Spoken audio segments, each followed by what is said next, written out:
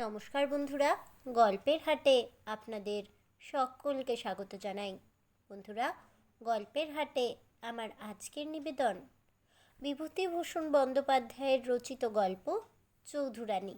গল্পটি শুনে ভালো লাগলে অবশ্যই ভিডিওটি লাইক, কমেন্ট, শেয়ার আর আমার চ্যানেলটিকে সাবস্ক্রাইব করে দেবেন। তাহলে চলুন বন্ধুরা, গল্পটি শুরু করা যাক। গল্প পাঠে আমি বৈশালী, আর আপনারা শুনছেন আজকের গল্প চৌধুরানী। এই ইতিহাস আজকালকার দিনে শোনবার মতো বলেই শোনাচ্ছি। যদি লিখে রেখে না দিই, এ কথা কেউ জানতেই পারবে না। অনেক লোকের উপকার হবে পড়লে, এই বিশ্বাসেই লেখা। আমার ছেলেবেলাতে গ্রামের ওপাড়ায় রামলাল কাকার হাঁক ডাক ছিল। সমস্ত পাড়ার লোকে তার প্রজা। তার মুখের হুকুমে 100 জোয়ান মরদ পুরুষ লাঠি হাতে এগিয়ে আসত। শক্ত হাতে লাঠি না ধরতে পারলে তখনকার দিনে পাড়াগাঁয়ে জমি জমা রাখা যেত না। জমি নিয়ে দাঙ্গা, জমির ফসল লুটতরাজ, এসবই ছিল নিত্য নৈমিত্তিক ঘটনা। রামলাল কাকার প্রথম পক্ষের স্ত্রী আমার মায়ের চেয়ে 3 বছরের বড়। তিনি ছিলেন মায়ের সই। তাকে সইমা বলে ডাকতাম। সইমা লোক ভালো ছিলেন বলে শুনিনি। সারা বাল্যকাল ধরে তার নিজের শাশুড়ির সঙ্গে তার জাহাবাজি ঝগড়ার কথা শুনে এসেছি। শাশুড়িরা বউয়ের ওপর অত্যাচার করে, এ কথা বাংলাদেশে সবাই জানে। কিন্তু অত্যাচারিতা অনেক বধূ তখন আমার এই সইমায়ের নামে পুলকিত হয়ে উঠত। এমন এক নিপীড়িতা বধূকেই আমি বলতে শুনেছি ঘাটের পথে, বউ বলতে বউ হলো ও পাড়ার হরির মা। আমরা জন্মেছি ছাগল ভেড়া। শাশুড়িকে কি করে ছেঁচতে হয় তা দেখিয়ে দিয়েছে। তার সঙ্গিনী বললে, কাল নাকি সেজগিন্নির মুখে বউ কেরোসিনের টেমির ছেঁকা দিয়েছে। সেজগিন্নি তাই সত্যি করে বাপু, আমাদের মতো শাশুড়ি যদি হতো। সহ্যি না করে উপায় কি বলো? জাহাবাজি বউ যে, পেরে না উঠলে সহ্যি করতেই হচ্ছে বই কি। তো ধন্যী বউ বটে, আষাঢ় মাসে 2 দিন খেতেই দিলে না শাশুড়িকে। মুখের জোরে দাঁড়াবে কে সামনে? সেজগিন্নির কর্ম নয়। শাশুড়ির সঙ্গে ঝগড়া করবার সময়ে রণরঙ্গিনী মূর্তি ধরে। অমন বউ ঘরে ঘরে হলে শাশুড়িরা জব্দ। আমরা পারিনে বাপু, ভয় করে। সেই জন্যেই লাথি ঝাঁটা খাচ্ছি উঠতে বসতে। কাল হয়েছে কি, মুগের ডাল রোদে দেওয়া ছিল। বৃষ্টি এসেছে কখন দেখতে পাইনি। খুকির কাঁথা সেলাই করছি, সে কি গালাগাল। আচ্ছা, গালাগাল দাও না হয় দিলে, কিন্তু বাপ ভাই কি দোষ করলে? তাদের তুলে গালাগাল দেওয়া কেন বলো তো ভাই? বলবো আর কি, নিজেই দুবেলা সচক্ষে দেখছি, সকর্ণে শুনছি। হাড় ভাজা ভাজা হয়ে গেল ভাই। একসময় মনে হয় একদিকে বেরিয়ে যাই, আর ভালো লাগে না। সইমা দেখতে শুনতে ভালো ছিলেন, সবাই তাকে সুন্দরী বলতো। তার 5-6টি ছেলে মেয়ে হয়। বড় ছেলেটি বুদ্ধিমান, কিন্তু অবস্থাপন্ন ঘরের ছেলে, বিশেষ লেখাপড়া শেখেনি। অল্প বয়সে জমিদারি সেরেস্তায় নায়েবি কাজে ভর্তি হলো। এই সময় সইমা মারা গেলেন। রামলাল কাকা আবার বিবাহ করলেন। কয়েক বছরের মধ্যেই 3-4টি ছেলে মেয়ে হলো। কিছুদিন পরে রামলাল কাকা আবার বিপত্নিক হলেন এবং প্রায় সঙ্গে সঙ্গেই আবারও বিবাহ করলেন। তৃতীয় পক্ষের স্ত্রীরও 5-6টি ছেলে মেয়ে হলো। মাঝের পক্ষের প্রথম সন্তানের নাম আশালতা, বেশ সুন্দরী মেয়ে। রামলাল কাকা তৃতীয় পক্ষে বিবাহ করবার কিছুদিন পরেই আশালতার ভাই বোনগুলি একে একে মারা গিয়ে বেঁচে রইল কেবল সে নিজে। আশালতার বিয়ে হলো 11 বছর বয়সে এবং সে বিধবা হয়ে বাপের বাড়ি ফিরে এলো। কন্যা বিধবা হয়ে বাড়ি আসার পর থেকে শোকে রামলাল কাকার শরীর ভেঙে পড়ল এবং বছর খানেকের মধ্যে তিনিও ইহলোক থেকে বিদায় গ্রহণ করলেন। এর মুখ্য কারণ কন্যার বৈধব্য নয়, কেননা রামলাল কাকার মৃত্যু হয়েছিল বসন্ত রোগে। ভূমিকা এই পর্যন্ত। এখন আসল কাহিনী শুরু করা যাক। আমাদের এই ইতিহাস প্রধানত আশালতার ইতিহাস। ব্যাপারটি এখন দাঁড়িয়েছে যা, তা এখানে আর একবার বলি। রামলাল কাকার সংসারে এখন কর্তা হয়ে দাঁড়ালো ওর প্রথম পক্ষের জ্যেষ্ঠ পুত্র শরৎ। শরতের তখন বিয়ে হয়েছে এবং দুটি সন্তানও হয়েছে। শরতের ছোট ভাই সনতও লেখাপড়া শেখেনি, সে গ্রামেই ধানের ব্যবসা করে।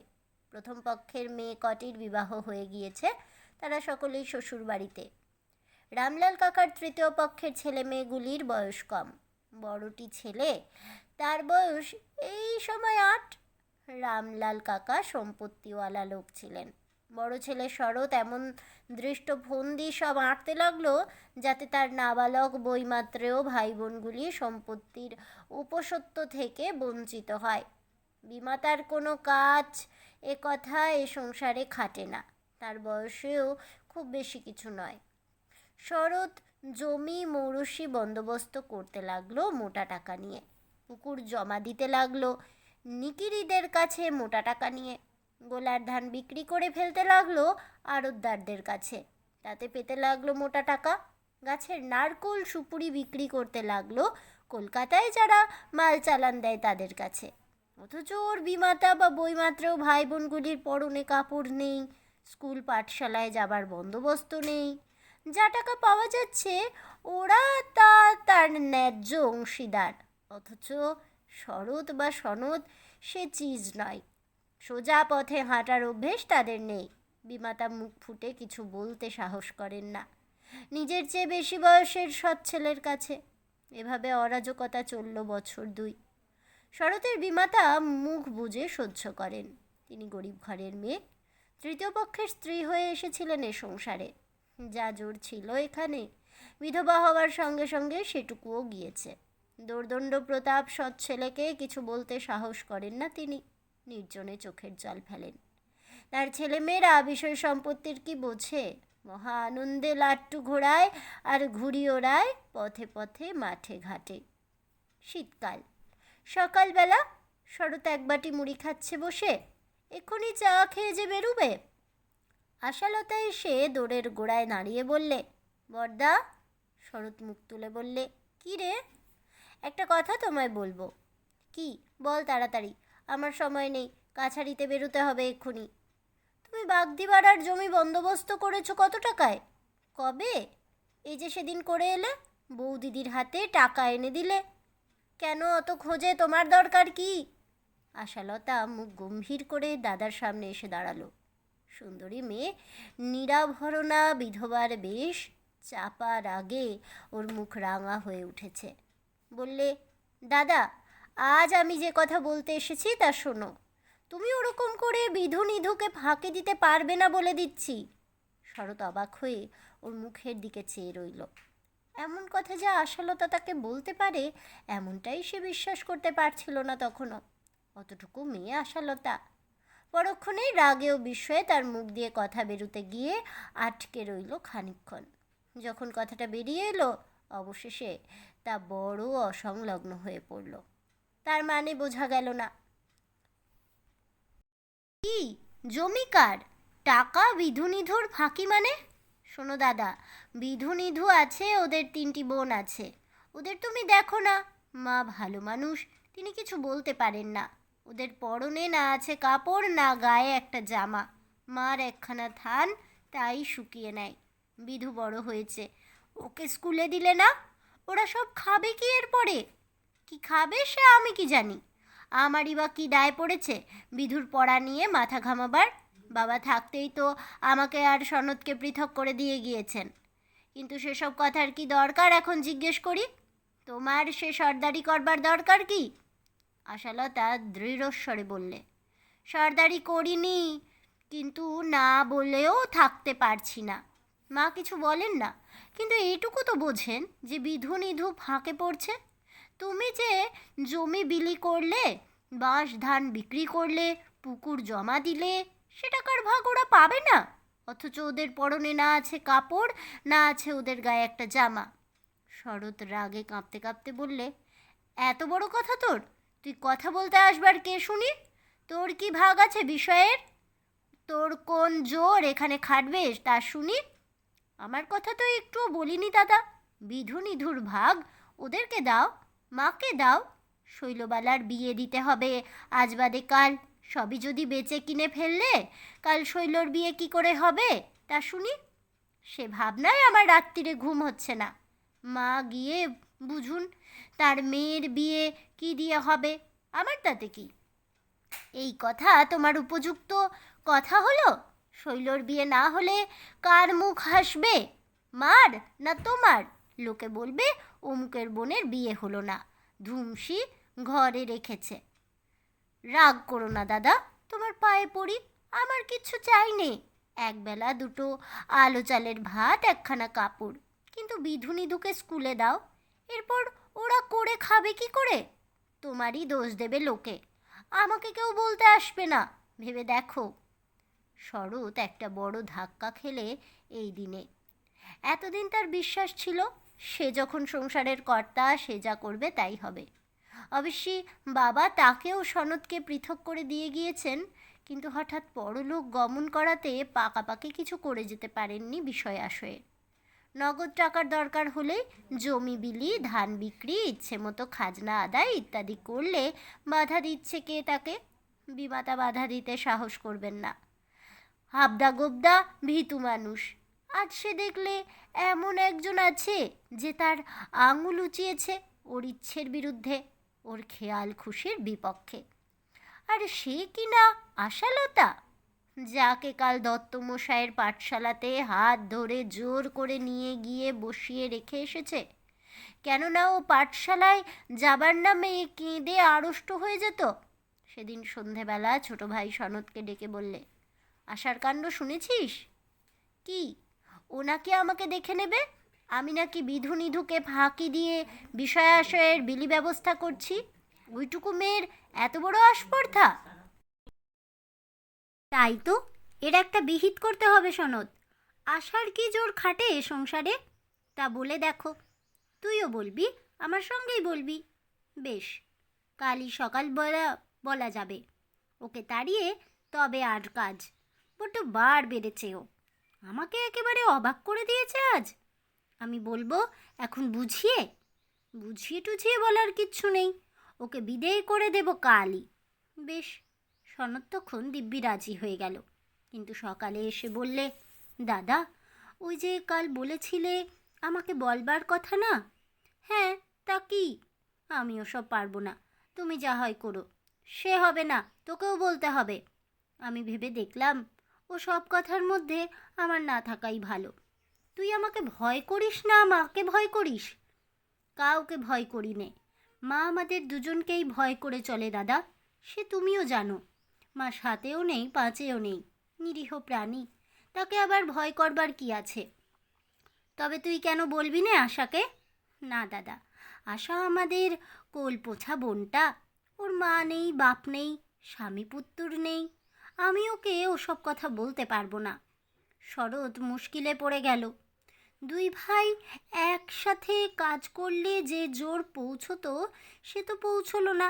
তার ওপর সে দেখলে আশার ব্যাপার নিয়ে বাড়াবাড়ি করতে গেলে সনতের সঙ্গে মনোমালিন্য হওয়া বোধহয় বিচিত্র নয়। সনত এত দরদ দেখাবে আশার উপর তা কে জানত? একেবারে গদগদ গোদাবরী বলিহারি। কিন্তু শরতের এ ধারণা ভুলেও বটে, আবার নয়ও বটে। সেদিনই সনত আশাকে সিঁড়ির নিচের ঘরে নির্জনে ডেকে বললে, তুই কি বলেছিস দাদাকে? কেন, কি আবার বলবো? চোখ রাঙিয়েছিস শুনলাম। ও মা, মাথা কুটবো তোর সামনে ছোড়দা, আমি চোখ রাঙাবো বড়দাকে? আমি ন্যায্য কথা বলেছি।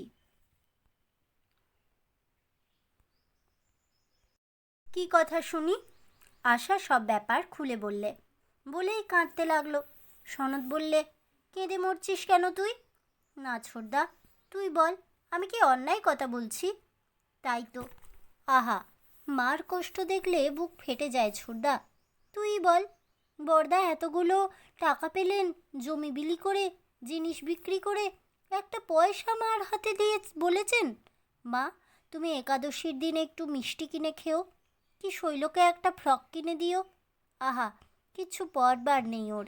শাড়ির পাড় জুড়ে জুড়ে আমি সেদিন ওর একটা ফ্রক করে দিয়েছি, তবে পরে বাঁচে? কে আছে ছোড়দা ওদের মুখে তাকাবার? মা তো ওই হতগজ। হতগজ না ভালো মানুষ, তার মানেই তাই। তুমি গায়ে আগুন ঢেলে দাও, রাগ কাটবে না। এদিকে বিধু নিধু শৈল ভেসে যাক। তা তুই আমাকে বললি না কেন? আমি দাদাকে বলতাম। তুইও ওই একরকম ছোড়দা, তোর দ্বারা হতো না। সনত আশাকে যতই স্নেহ করুক, সে বেশি দিন বাঁচেনি। সেই বছর শীতের শেষে নিমোনিয়া হয়ে 7-8 দিন ভুগে সে মারা গেল। আশা দিন রাত মতির পাশে বসে সেবা করত। সারাদিন নাওয়া খাওয়া ভুলে গিয়ে মজুমদার গিন্নির মুখে আমি এ কথা শুনেছি, কারণ সে সময় দেশে থাকতাম না। মজুমদার গিন্নি যার খুদ ধরতেন না, সে সত্যিই একজন বৃদ্ধ বা খ্রিস্ট। মজুমদার গিন্নি বলেছিলেন, সৎ মায়ের পেটের বোন বটে, কিন্তু নিজের বোন কমই আছে। আজকাল যারা অমন করে ভাইয়ের সেবা করে, ওর মুখে এইটুকু কথার মূল্য অনেকখানি। সনতের মৃত্যুর পরে সংসারে শরতের একাধিপত্য দৃঢ়ভাবে প্রতিষ্ঠিত হলো। বাধা দেওয়ার আর কেউ রইল না। রামলাল কাকার বিষয় সম্পত্তির মধ্যে যা ছিল ভালো, যে জমার খাজনা বিনা মোকদ্দমায় সহজে আদায় হয়, যে পুকুরে মাছ বাড়ে এবং বেশি দামে বিক্রি করা হয়, যে আমন ধানের ক্ষেতে জল বাঁধে সকলের আগে এবং শুকোয় সকলের শেষে। এক কথায় দুধের শরটুকু শরৎ গ্রাস করতে উদ্যত হলো। আবার আশালতাকে গিয়ে দাঁড়াতে হলো ওর কাছে। শরৎ চিৎকার করে রেগে তক্তপোষ চাপড়ে কথা বলে, আশা ধীরভাবে মৃদুস্বরে কথা বলে। শরৎ দিন দিন বিস্মিত হচ্ছে। কে জানতো সেই আশা এই মানুষ? নিধু বিধুকে নিয়ে গিয়ে শরতের সামনে দাঁড় করিয়ে সেদিন বললে, ছেলে দুটো যে একেবারে বয়ে গেল, এরা করে খাবে কি? এদের উপায় কি করছো বরদা? আমি কি উপায় করব? তুমি এখন ওদের গার্জেন হয়েছ, তুমি করো। আমি তোমার পায়ের জুতোর তলা বরদা। আমায় অমন কথা বলো না। তোমাকে আর মিষ্টি কথা শোনাতে হবে না। যাও এখান থেকে। এদের উপায় কি করব বড়লো বরদা, পায়ে পড়ি তোমার। মাইনে দেবে কে? তুমি। কেন আমি দেব? আমার শরতের উত্তরের বাকি অংশটুকু ছাপার উপযুক্ত নয়। আশা চুপ করে থেকে বললে, তোমার পায়ে পড়ি দাদা, এদের লেখাপড়ার ব্যবস্থা করো। বাঁদর হয়ে গেল একেবারে। তবে তো আমার। শরতের সবটুকু উত্তর ছাপবার পুনরায় অযোগ্য হলো। আশালতা পরদিন নিজে কোথা থেকে টাকা জোগাড় করে বিধু নিধুকে 2 মাইল দূরবর্তী সোনাখালি বাক্সার মাইনর স্কুলে ভর্তি করে দিল। ছেলে দুটো বধ হয়ে গিয়েছিল। আশা নিজে জোর করে ওদের স্কুলে পাঠিয়ে দিত, নিজে সকাল বিকেল পড়তে বসাতো। আশা নিজে লেখাপড়া জানতো সামান্যই। গ্রামের অমর্ত্য গুরুমশাইয়ের পাঠশালায় বাংলা সহজ পাঠ 3য় ভাগ পর্যন্ত পড়েছে, কিন্তু নিজের চেষ্টাতে সে অনেক শিখেছিল। ওর মামার বাড়ি ছিল কলকাতার এক এড়েদা অঞ্চলে। মা বেঁচে থাকতে সেখানে গিয়ে 2-3 মাস থাকতো। এড়েদা থেকে একবার মামাইমার সঙ্গে দক্ষিণেশ্বরেও গিয়েছিল। রামকৃষ্ণ পরমহংসের কথাও শুনেছিল। আমি অন্তত ওর কাছে একখানা কথামৃত দেখেছি। আশা রামায়ণ মহাভারত পড়তো, গীতা দুবেলা পড়তো, কবিতা কিছু কিছু পড়তো। সৎমাকে বলতো, নিধু খুব বুদ্ধিমান মা, ও পড়লে মানুষ হবে। মা বলতো, বিধুকে কেমন দেখলি? বুদ্ধি নেই এর মতো, তবে কিছু হবেই। তুই চেষ্টা কর, হয়ে যাবে। আশা যেন উঠে পড়ে লেগে গেল নিধুকে মানুষ করতে।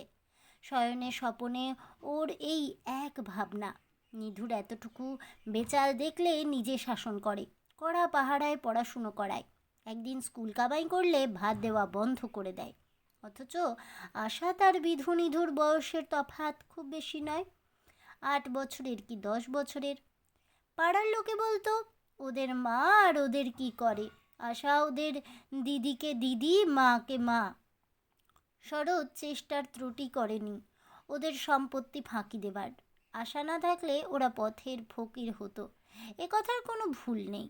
শরৎ অত্যন্ত কুচরিত্রের লোক। মদ এবং আনুষঙ্গিক সব কিছুই তার ছিল।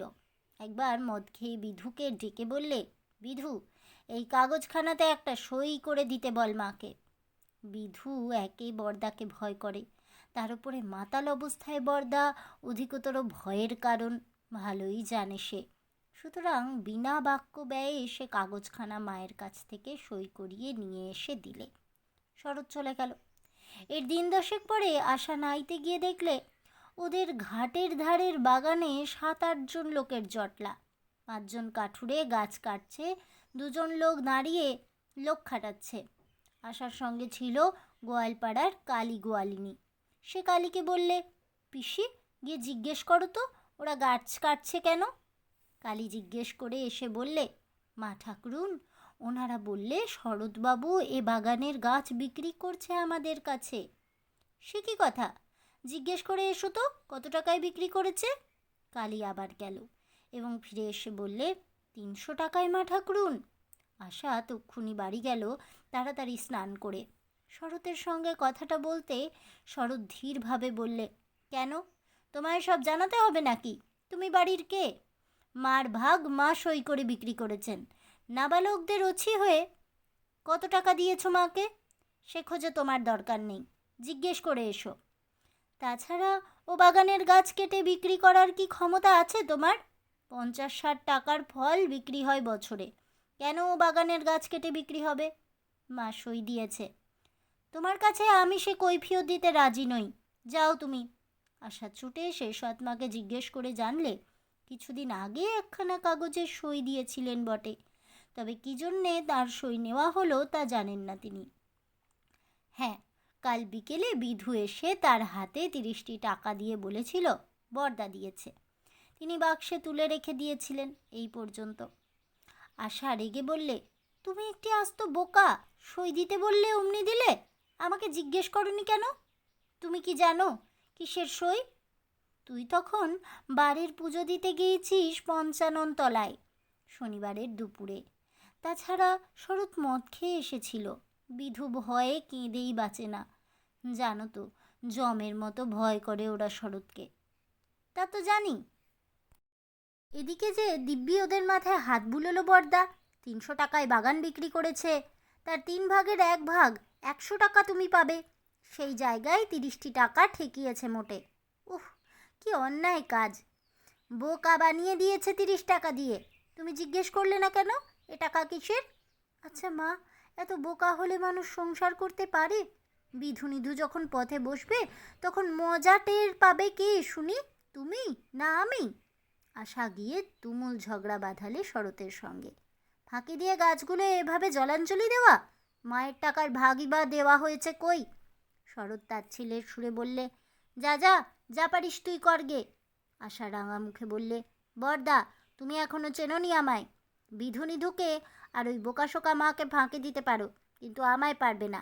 এই চললাম বাগানে, দেখি কার সাধ্যি বাগানের গাছ কেটে নিয়ে যায়। আয় তো বিধু আমার সঙ্গে। এখনো এত অরাজক হয়নি দেশে বরদা। আশা গিয়ে বাগানে যারা গাছ কাটছিল বিধুকে দিয়ে তাদের বারণ করে পাঠালে। গাছ বিক্রি করা হয়নি বিধুদের অংশের। বাগানের গাছে কেউ যেন হাত না দেয়। আশার চেহারার মধ্যে এমন কি একটা জিনিস ছিল, সকলেই তাকে সমীহ করে চলত। তারা টাকা দিয়ে দলিল লেখাপড়া করে নিয়েছিল আগেই, তবুও আশার কথায় গাছ কাটা বন্ধ করল। শেষ পর্যন্ত শরতের কাছ থেকে টাকা ফেরত নিয়ে চলে যেতে বাধ্য হলো তারা। এইসব ব্যাপারে শরৎ ক্রমেই আশার মহাশত্রু হয়ে উঠল। ওর ওপরে নানা নির্যাতন শুরু হলো, এমনকি বড় ভাই হয়ে বোনের নামে হীন কুৎসা রটাতেও দ্বিধা করলে না। আশা শরতের কাছে গিয়ে বললে, বরদা তুমি আমার নামে গাঙ্গুলি কাকার কাছে কী সব বলে এসেছ? শরৎ মন দিয়ে হাঁসের পেনের ডগা কাটছিল। শরতের স্ত্রী সামনে দাঁড়িয়ে চায়ের পেয়ালা হাতে। শরৎ ওর দিকে চেয়ে ভুরু কুচকে বললে, কেন এখানে এসেছিস? বলবো না? তুমি বড্ড সতী, তা আমার জানতে বাকি নেই। কেন, কি করেছি আমি? শরতের উত্তর ছাপবার অযোগ্য। আশা মুখ ফিরিয়ে শরতের স্ত্রীর দিকে চেয়ে বললে, শুনলে তো বৌদিদি বরদাদার কথা। শরতের স্ত্রী স্বামীকে অনুযোগের সুরে বললে, কি যে বলো, অত বড় সমুদ্র বোনকে ওই সব। শরৎ দাঁত খিচিয়ে বলল, তুমি চা দিয়ে চলে যাও দেখি, নিজের কাজ দেখো গে। শরতের স্ত্রী চোখের ইশারায় আশাকে চলে যেতে বলে সেখান থেকে সরে গেল। আশা সে কথা শুনলে না। দুজনে ধুন্ধুমার ঝগড়া বেঁধে গেল। পাড়ার লোকে উঁকিঝুঁকি মারতে লাগলো। আশাকে অনেক অপমানজনক কটূক্তি শুনতে হলো শরতের মুখে। শেষ পর্যন্ত শরতের স্ত্রী হাত ধরে সেখান থেকে টেনে নিয়ে গেল। আশার চোখ দিয়ে জল বেরিয়ে পড়েছিল। আঁচল দিয়ে চোখ মুছতে মুছতে বললে, দেখো দিকি বৌদি, কী সব কথা যে উনি বলেন। শুনেছিস তো বৌদিদি? আমি না জানি তুমি ও বাড়ি চলে যাও ঠাকুরজি। কেন মিথ্যে অপমান হওয়া? আমি কি বলবো বলো? আমার বলবার জো নেই কিছু, সবই জানো। খিড়কি দরজা দিয়ে চলে যাও। কিছুতেই কিন্তু আশাকে দমানো গেল না। সে ডানা দিয়ে আগলে রেখে দিলে বিধু নিধু শৈলকে। শুধু তাই নয়, তাদের মাকে পর্যন্ত, যদিও ওর মা তার চেয়ে বয়সে অনেক বড়। গ্রামের লোকে আশাকে শ্রদ্ধার চোখে দেখত। অনেক রকম সাহায্য পেত আশার থেকে। কারো আতুরে রাগ জাগতে হলে আসা, কোনো যজ্ঞী বাড়িতে রান্না করতে আসা, কারো বাড়ি থেকে পুরুষ অভিভাবক বিদেশে যাবেন, সে বাড়িতে 2-4 দিন শুতে হলে আসা, কারো বাড়ির ডাল বেটে দেবার সময়ে আসা। সারা গাঁখানার যে কোনো বিপদে আশাকে সবাই স্মরণ করবে এবং পাবেও। পাবে ঠিকই, ঘড়ির কাঁটার মতো পাবে। কখনো নিরাশ করেনি কাউকে। সেবার বৃদ্ধ বেনি হালদার ওকে বললেন, দিদি, একটা উপকার করতে হচ্ছে। রাতে কষ্ট পাচ্ছি, একটু দুধ পেলে খেতাম। দুধ পাওয়া যায় না, আমি গরিব, আমায় কেউ দেয়ও না। ছনু বৈষ্ণবের গায়ে দুধ দিচ্ছে, তুমি গিয়ে বলে কয়ে যদি 1 পোয়া করে দুধ দৈনিক যোগান দেওয়ানোর ব্যবস্থা করতে পারো। দাদু, আপনার ভাত রেঁধে দেয় কে? জম। কে দেবে দিদি? এ গায়ে কি কেউ কারো দিকে তাকায়? তোমার দিদি মারা গিয়েছে আজ 6 বছর। এই 6 বছরই হাঁড়ি ঠেলছি। ছেলে নেই, মেয়ে থাকে শ্বশুর বাড়ি। আমি না রাঁধলে রাঁধবে কেডা? আমি যদি রেঁধে দিই, খাবেন দাদু? যতদিন আপনার বাত না সারে, রেঁধে দিলে খাবেন? খাবো, খেয়ে বরতে বেঁচে থাকবো, 2 হাত তুলে নাচবো, মনে করব ছিক্কেত্তরের মহাপ্রসাদ খেলাম। কেন এ কথা বললি কেন দিদি? আমার নামে নানা রকম রটনা রটেছে কিনা গায়ে, বরদা রটিয়ে বেড়াচ্ছে। আমার মায়ের নামে যদি রটনা রটত, তবে আমি তার হাতে খেতাম না। মাস 2, অর্থাৎ সেবার গোটা শীতকাল ধরে রোজ সকালে এসে বুড়ো বেনি হালদারের রান্না করে দিত আশা। ফলে সেই শ্রাবণ মাসেই যখন বেনি হালদার মারা গেলেন, তখন নিকর ব্রহ্মোত্তর সম্পত্তি থেকে 2 বিঘে আমন ধানের জমি তিনি আশার নামে উইল করে দিয়েছেন শোনা গেল। এ নিয়ে মোকদ্দমার সৃষ্টি হয়েছিল। বেনি হালদারের জামাই এসে বললে, ও উইল জাল, সব সম্পত্তি তার ছেলের প্রাপ্য। আশাকে যে তাকে সম্পত্তি দিয়ে যাবেন তার শ্বশুর, শরৎ বেনি হালদারের জামাইয়ের তরফে মোকদ্দমার গোপনে তম্বিরও করেছিল। কিন্তু শেষ পর্যন্ত আশার জমি কেউ কেড়ে নিতে পারেনি। বিধুর লেখাপড়া যেটুকু হয়েছিল তা আশার চেষ্টা ও উৎসাহের ফলেই। নিধু লেখাপড়ায় খুব ভালো, ম্যাট্রিক পাশ করলে বেশ ভালো যাবে। ইদানিং শরৎ সম্পূর্ণভাবে পৃথক হয়ে গিয়েছিল। এদের সম্পত্তিতে হাত দিতে সাহস করতো না, আশাকে ভয় করত। সেই শরতের বউ যখন মারা গেল, আশা গিয়ে শরতের সংসারে বুক দিয়ে পড়ল। ওর ছোট ছেলে মেয়েদের দেখাশুনো, রান্না করে খাওয়ানো, সব কিছু করতো আশা। অবশ্যই বেশি দিন করতে হয়নি, কারণ দ্বিতীয়বার বিবাহ করতে শরৎ 3 মাসের বেশি দেরি করেনি। আশা চোখের জল ফেলে বলেছিল, বৌদিদির যে কি গুণ ছিল তা কেউ জানতো না, আমি জানতাম। বরদার ভয়ে জুজু হয়ে থাকতো বেচারি। নিজের ইচ্ছেতে কিছু করবার কি তার উপায় ছিল? অমন বউকে বরদা চিনতে পারলে না। 2 দিন যেতে তর সইল না, অমনি বিয়ে করে নিয়ে এলো। মাঘ মাসের শেষ। আশা শরতের বাড়ি গিয়ে বললে, বরদা, তোমায় যেতে হবে একবারটি। কোথায় যাব? বিধুর বিয়ের জন্যে হাঁটাহাঁটি করছে 7 বেড়ের দুঃখীরাম চৌধুরী। একবার গিয়ে মেয়ে দেখে এসো। আমি যাব? তবে কে যাবে বলো? তুমি আমাদের মাথার মণি, বংশের বড় ছেলে, আমাদের সকলের অভিভাবক। তুমি যা ঠিক করবে ওর বিয়ের বিষয়ে তাই হবে। যাও, গিয়ে দেখে এসো বরদা। শরৎ খুশি হয়ে মেয়ে দেখে এসে সব ঠিকঠাক করলে বিয়ের ব্যাপারে। ফাল্গুন মাসেই বিধুর বিয়ে হয়ে গেল। বৈশাখ মাসে সরাটি ফুলসারার 5 আনি জমিদার বাড়ি থেকে নিধুর বিয়ের সম্বন্ধ এলো। কেননা নিধু ভালো ছেলে, সেবার আইএ পরীক্ষা দেবে। আশা আবার গিয়ে শরৎকে ধরলে। শরৎকে বললে, বড়দা, বিয়ে তুমি দিয়ে দিও যদি মেয়ে ভালো হয়, কিন্তু নিধুকে যেন তারা আরও পড়ান। পয়সা করি আমাদের দিতে হবে না তাকে। মেয়ের বাবাকে এই কথাটা বলো বড়দা। নিধুর বিয়ে হয়ে গেল এখানেই। ওরা নিধুকে বিয়ে পড়াবার খরচ দিতে লাগলো। যেবার নিধু বিয়ে পাশ করে শ্বশুরের যত্নে এমএ আর আইন পড়তে ভর্তি হলো ইউনিভার্সিটিতে, আশা সেবার খুব অসুখে পড়ল। ভাদ্র মাসের শেষ, খুব বর্ষা। নিধু কলকাতায়, বিধু মিরপুরের জমিদারি কাছারিতে কাজ করে। সস্ত্রীক সেখানেই থাকে। বাড়িতে কেবল বিধুর মা আর ওদের সকলের ছোট অবিবাহিতা বোন দুটো। আশা আর ডাক্তার ডাকতে দেবে না। বিধু সামান্য রোজগার করে, ডাক্তারের খরচ পাবে কোথায়? এমনি সেরে যাবে। রোগ হঠাৎ বেঁকে দাঁড়ালো। দুলা দৌড়ে গিয়ে শরৎকে ডেকে নিয়ে এলো। শরৎ এসে বললে, কি হয়েছে মা? আশার নাকি অসুখ? ওদের মা কেঁদে বললে, বাবা শরৎ, তুমি বাঁচাও আমার আশাকে। ও আমার মেয়ে নয়, ও বিধু নিধুদের মা। আমি তো মিথ্যে মা হয়েছিলাম। কি করলাম কার? ওই করেছে সব।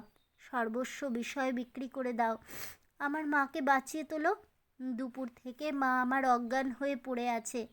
5 সাড়ে 5 জ্বরে, লোক চিনতে পারছে না, বিছানা হাতড়াচ্ছে। এসব 8-10 বছর আগেকার কথা।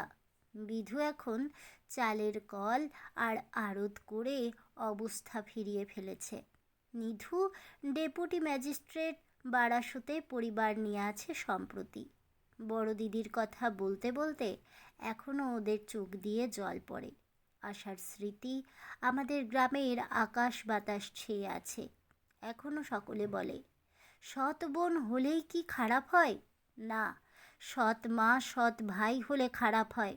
আশাকে দেখেছ তো? আজ এ পর্যন্তই। তাহলে বন্ধুরা, আমার আজকের এই গল্পটা শুনে কেমন লাগলো অবশ্যই আমাকে কমেন্টে জানাবেন। ভিডিওটি ভালো লেগে থাকলে লাইক শেয়ার করতে ভুলবেন না। আমার চ্যানেলের নতুন বন্ধু হয়ে থাকলে চ্যানেলটিকে সাবস্ক্রাইব করে দেবেন। পাশে থাকা বেল বাটনটি প্রেস করে রাখবেন নতুন গল্পের নোটিফিকেশন পাওয়ার জন্য। ফিরে আসছি পরবর্তী গল্প নিয়ে। ততক্ষণ সবাই ভালো থাকুন, সুস্থ থাকুন, আর অবশ্যই সঙ্গে থাকুন আর দেখতে থাকুন গল্পের হাট।